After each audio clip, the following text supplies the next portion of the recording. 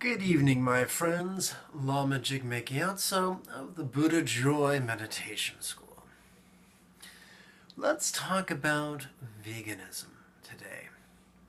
A good-hearted lady on Facebook asked me for some guidance. She explained that in the past she had maintained a vegan discipline, but it was short-lived. In the face of the overwhelming cravings for dairy products, most specifically for butter or ghee. Now, it's been my experience that scolding and guilt tripping don't work. What I have found in my 30 years traversing the vegan path, I've made every mistake. And what I found is that our success seems to be directly proportional to our number of reasons.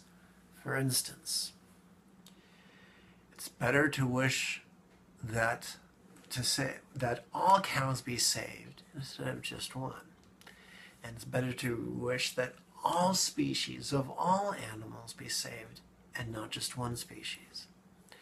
In addition to that, in addition to our ethical motivations, it's important to cultivate environmental motivations.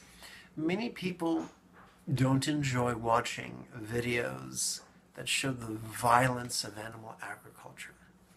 Personally, I only watch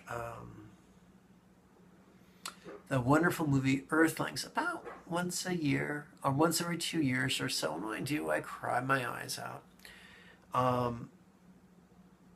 The movie that I do enjoy watching very frequently, and you can watch it for free on Netflix, is Cowspiracy. It's spelled like the word conspiracy, only instead of being C-O-N, it's C-O-W. So replace the first N with a W. You have the word Cowspiracy. Look it up, and it's just showing the environmental impact of animal agriculture upon many facets of the ecological dilemma. But that's not enough. It's also important to watch, videos about world hunger. Gandhi is credited for having said, the world provides enough for every being's need, but not enough for every being's greed. Now, I'm not calling you greedy.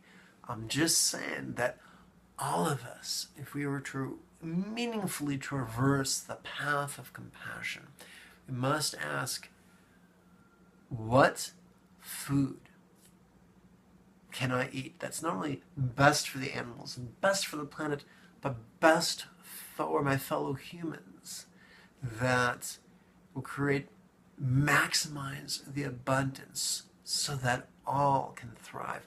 I'm a sci-fi geek, and there's a wonderful movie I really liked it a lot called In Time.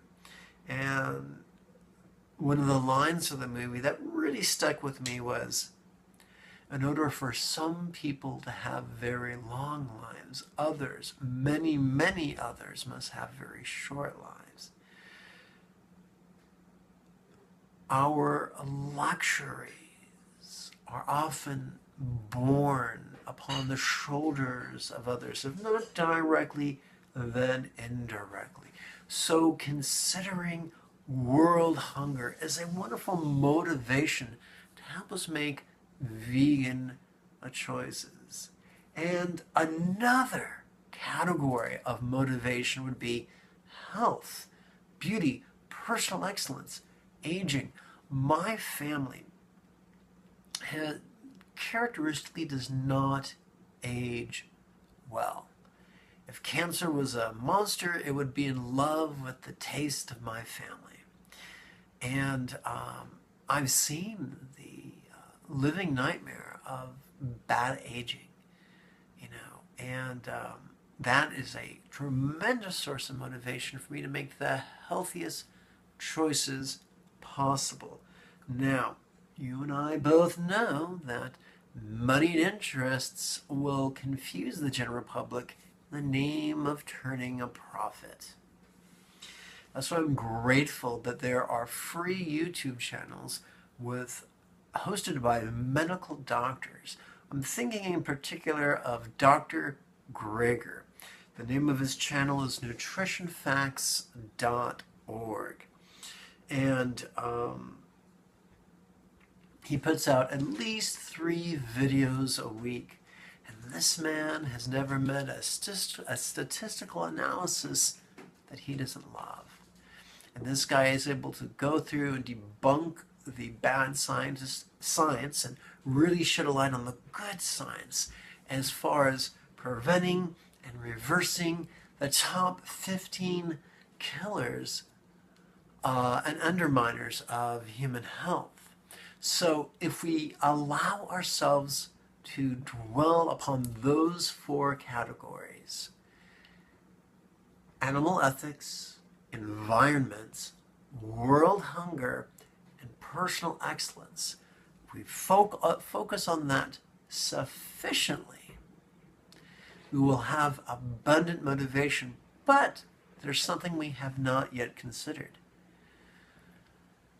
No amount of motivation or willpower can stand against a foolishly composed diet.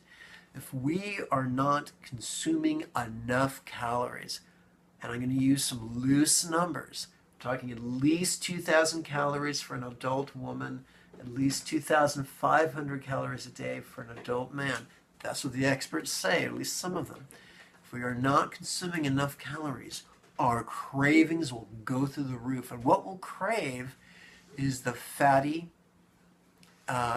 foods that dairy provides us. So we gotta make sure we're eating a sufficient number of calories from whole food sources. If we are getting the majority of our calories from processed foods, it will confuse our body, it will confuse our cravings, and undermine our ability to remain on an ethical, environmental, humanitarian, healthy diet. I enthusiastically and strenuously recommend the videos by Dr. Greger, as well as Dr. Neil Barnard, as well as Dr. John McDougall. They have tons of free videos on YouTube, and they will help you to design your diet in a way that's delicious and that meets your physiological needs. Often what we think of as being food addictions or food addictions or those things is actually just our body's cries to have its needs better met. We have to get sufficient sleep every night. We have to get fresh air. We have to get some physical activity, even if it's just walking, or heaven forbid if you're a quadriplegic or a paraplegic, using your wheelchair. But we have to do something for our body every day. We need fresh air, sunshine, good sleep, clean water, nurturing relationships. We need all these things if we are to thrive. So I've given you a lot to think about. Remaining vegan typically has less to do with motivation and more to do with a really sound dietary strategy. Yes, veganism is about compassion for the animals, for the planet, for our fellow human beings, and for ourselves. But compassion won't stand well against the cacophony of our body's unmet needs. And the only way to really remain a vegan and thrive as a vegan is to really maximize your health. Some people do play with junk food veganism, but they have trouble maintaining it for more than a year or more than a decade. I've been at this for more than 3 decades, and I can tell you, do the right thing, make your diet as sound and as smart as you can. Always allow yourself to consider new ideas from qualified sources.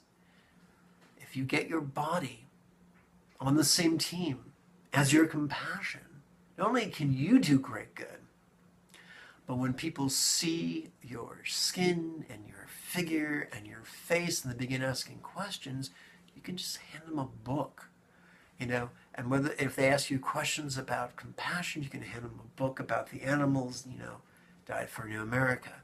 If they ask you questions about the environment, you can hand them a book about the environment. Cowspiracy, they have a book now. At least it's a coffee table book.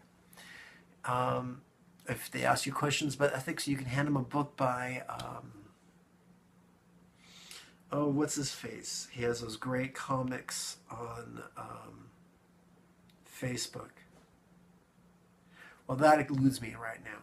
But if they ask you questions about health, you can hand them a McDougall book, or you can hand them a Dr. Greger book. And that way, we don't have to have all the answers. We can just point people in the direction based on where they're coming at. If someone's primary concern is ethics, you don't hand them a health book. If someone's primary concern is health, you don't hand them an environmental book. We have to meet people where they're at. But in order to do that, we have to be as happy and healthy and well-adjusted as possible. Because if we're stomping around like Oscar the Grouch from Sesame Street, we ain't gonna help anybody help the animals. If you have any questions, please leave them below in the comment area. May you and yours be healthy and happy.